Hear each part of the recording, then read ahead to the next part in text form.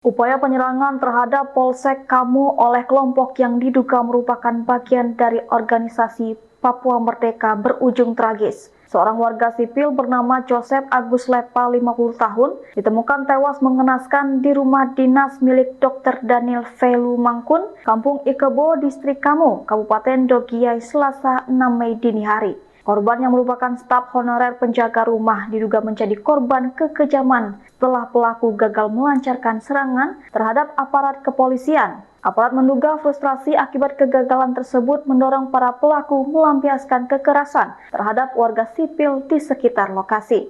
Sebelum kejadian, wilayah tersebut sempat dilanda kerusuhan pada Senin 5 Mei hingga tetangga sekitar mengimbau korban untuk mengungsi sementara. Namun korban memilih tetap berada di rumah. Tak berselang lama warga sekitar mendengar suara teriakan dari kediaman Dr. Daniel. Saat aparat keamanan tiba di lokasi, rumah tersebut dalam kondisi porak-poranda. Jenazah korban ditemukan dengan luka parah termasuk luka robek di pelipis, bagian belakang kepala, jempol tangan kanan putus, serta lebam pada wajah. Polisi juga menemukan barang bukti berupa linggis berlumuran darah yang diduga digunakan pelaku untuk menganiaya korban dan merusak properti.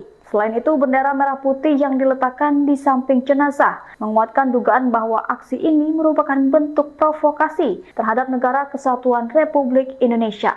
Jenazah korban telah dievakuasi ke Polres Dogiai sebelum dibawa ke rumah sakit untuk proses visum dan penyelidikan lebih lanjut.